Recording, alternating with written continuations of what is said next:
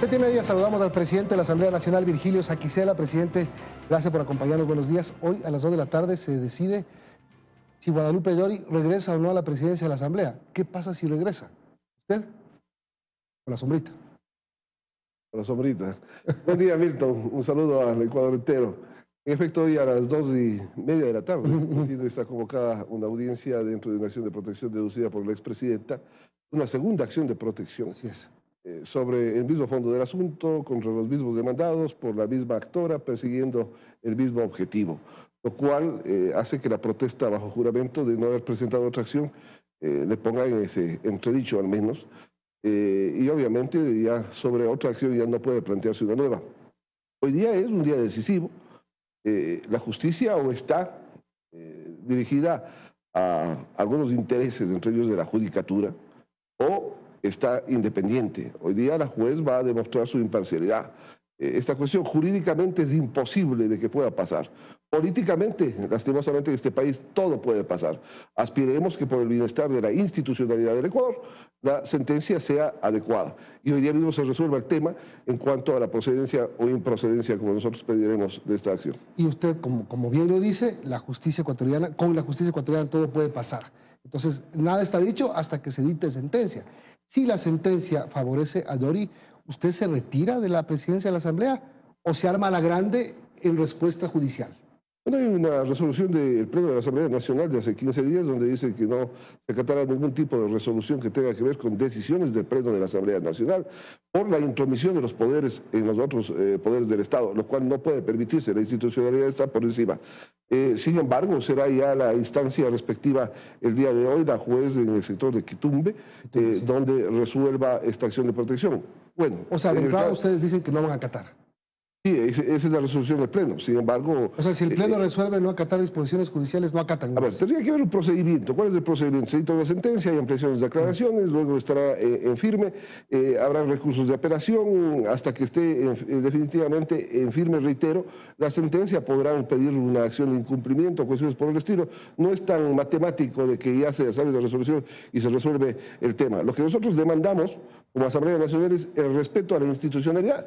No se olvide deteriorando todo esto, ¿no? Usted sabe los audios de vocales de la Judicatura, las presiones que existen por que se acerca el tema del juicio político de la Judicatura en los próximos días, el tema de que el gobierno ha estado inmiscuido también en estas situaciones, a criterio o por versión de los propios vocales del Consejo de la Judicatura en el audio. ¿Qué es lo que dicen ellos? De que con la petición del presidente de la República le involucraron a él, ¿no? Y nada se ha investigado todavía de esos hechos, nada se ha dicho, nadie ha dicho esta boca es mía en estos casos. Cuando existe un escándalo por ahí salen y se rasgan las vestiduras. Cuando en los escándalos están involucrados ellos, todo queda en nada. ¿Por qué? Porque no actúan los troles, porque hay muchos medios de comunicación que están al servicio del poder, lo cual no debería seguir ocurriendo en el país. Asambleísta, buenos días, pero usted ha señalado que existe presión en los jueces por parte del Ejecutivo. ¿Quién específicamente presiona? ¿Quién está detrás de eso? Bueno, si usted recuerda, Liz, buen día, el audio de dos vocales de la Judicatura donde se tomó el nombre del señor presidente de la República. Usted dice que el presidente Lazo es el que está presionando. No, lo que le estoy indicando, hay un audio del Consejo de la Judicatura o de dos vocales donde se le tomó en cuenta o se mencionó al presidente de la República que a pedido de él, en la acción de protección anterior, los jueces de alzada sentencian a favor de la señora Llori. Eso es público y notorio y entiendo que usted lo conoce. Es que usted lo ha afirmado y también ha dicho que hay presión no solamente en los jueces, sino en el Consejo de la Judicatura. Entonces, por eso le decía, ¿quién estaría detrás de eso específicamente? Si usted conocía de alguien más allá de lo que ha circulado en los audios. Hay que decirlo con claridad. El Consejo de la Judicatura está sometido a un juicio político que tendrá que resolverse en los próximos días y les interesaría de que quien habla no esté al frente de la legislatura, sino alguien que es simplemente servicial a los intereses de este grupo que quiere perennizarse en el poder de la justicia ecuatoriana, lo cual no puede seguir ocurriendo. Las cuestiones tienen que transparentarse, la justicia tiene que mejorar. Ustedes saben los escándalos de justicia a diario en el país, sea en una provincia, en otra provincia, y eso no puede seguir ocurriendo. Aspiremos que por la transparencia de la justicia esto se arregle de la mejor manera posible. Sin embargo, en el caso del juicio de la Judicatura, eso se resuelve con votos, no hay vuelta que dar. Pero en el caso de hoy en la tarde, se resuelve con la conciencia y el conocimiento jurídico de una juez, que aspiramos que garantice, como es la justicia, imparcialidad.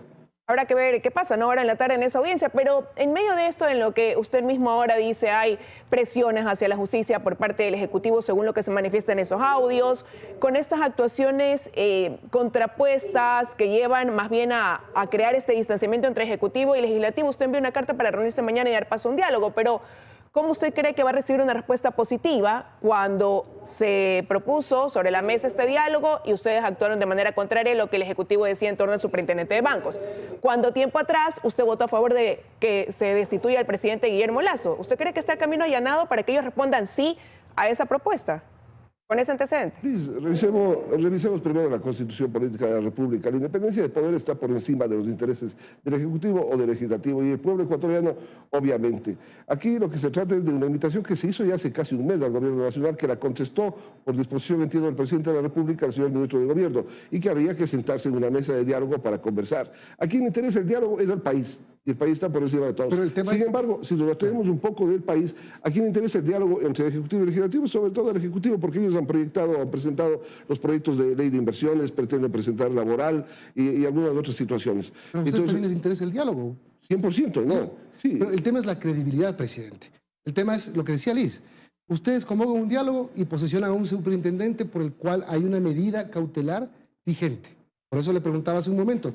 Si el Pleno decide inobservar decisiones judiciales, ustedes lo hacen nomás. A ver, separemos las cosas, ¿no? Sí, pero el principio es el mismo. Uno, Milton, son los temas de tramitología que se dan en la Asamblea respecto de situaciones de las que nosotros no somos parte procesal en ese expediente. No, lo otro son lo que el colegislador y el legislador tienen que hablar de las leyes, ¿no? Porque no nos pongamos de acuerdo en temas de votación, cuestión del país, no quiere decir que no podamos dialogar, hay que actuar con madurez. Si no, lo otro sería, eliminemos la Asamblea Nacional. ¿Por qué? Porque no hay para que no exista contrapeso de poderes. El tema es la credibilidad, o sea, el tema es, No. ¿por qué ustedes posicionan a un superintendente que estaba en entredicho? A ver, a nosotros se nos les va notificó- a tocar posicionar a otro.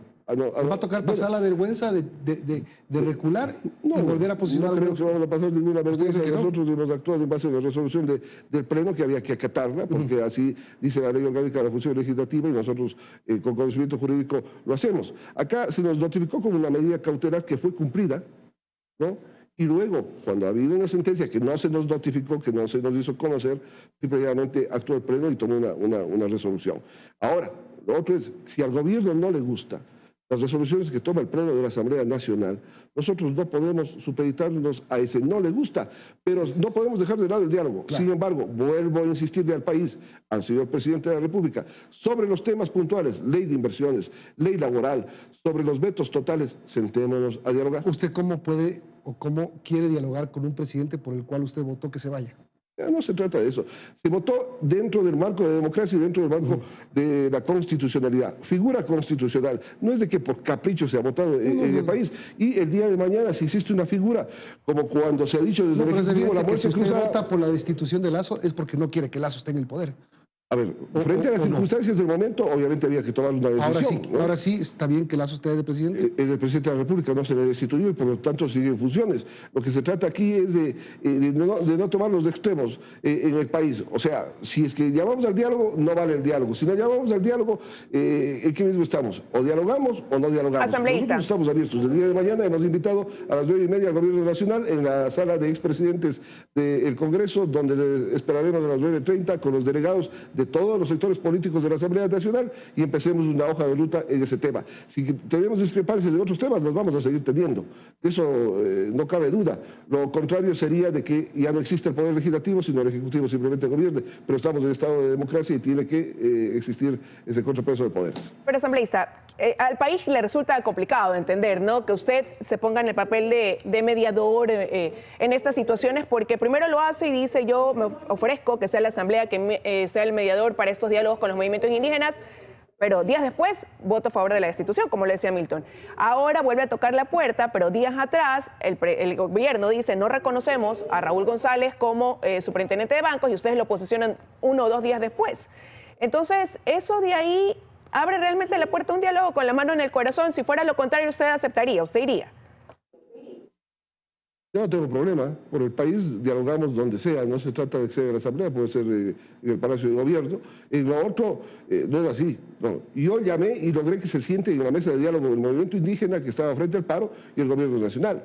que el gobierno nacional, al final, por no querer suscribir el acta, que fue la misma que se suscribió 2 días después, con la presencia de Virgilio Saxena, abandonó la mesa de diálogo y algunas otras cuestiones que ya la historia contarán es otra cosa, ¿no? Pero el ministro, en el diálogo el ministro Jiménez decía la semana pasada, y esto después de la actuación de la Asamblea frente al tema de la superintendencia de bancos, dijo, ese diálogo queda suspendido con la Asamblea.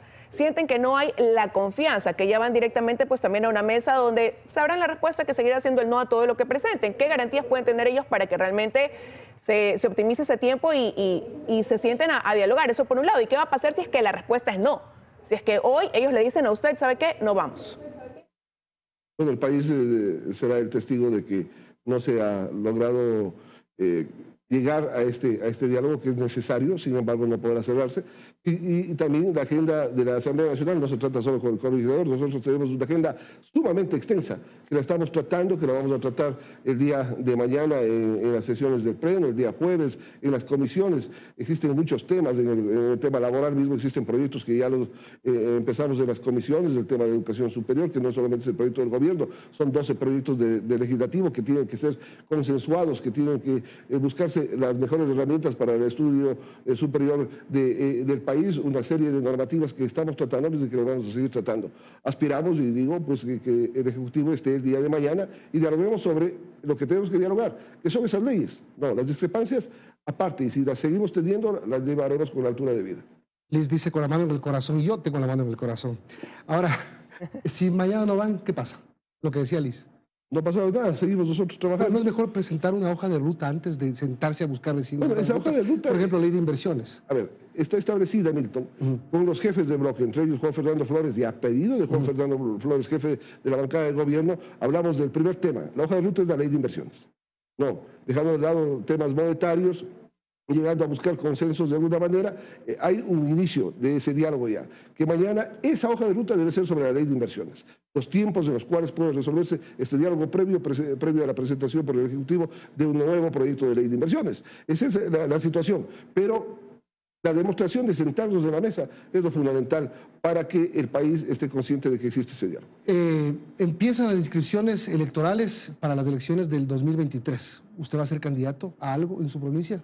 Yo fui candidato con la mano en el corazón. Fui candidato a asambleísta y obviamente tengo que cumplir el mandato de mi pueblo, que son los 4 años como legislador. O sea, no va a ser candidato ni a prefecto del Cañar, ni a alcalde de Azogues, ni a nada por ahí. No, ventajosamente ya fui alcalde de mi tierra, le serví en su momento este rato, tengo que servirle al país y a mi provincia desde la legislatura. Bien, presidente. Asambleísta. Liz, tiene una más. Asambleísta, pero entonces es coincidencia que en los últimos días se lo haya visto usted visitando sucumbíos, reuniéndose con gremios, diciendo que está recorriendo diferentes territorios o pueblos en el país, porque parece campaña electoral.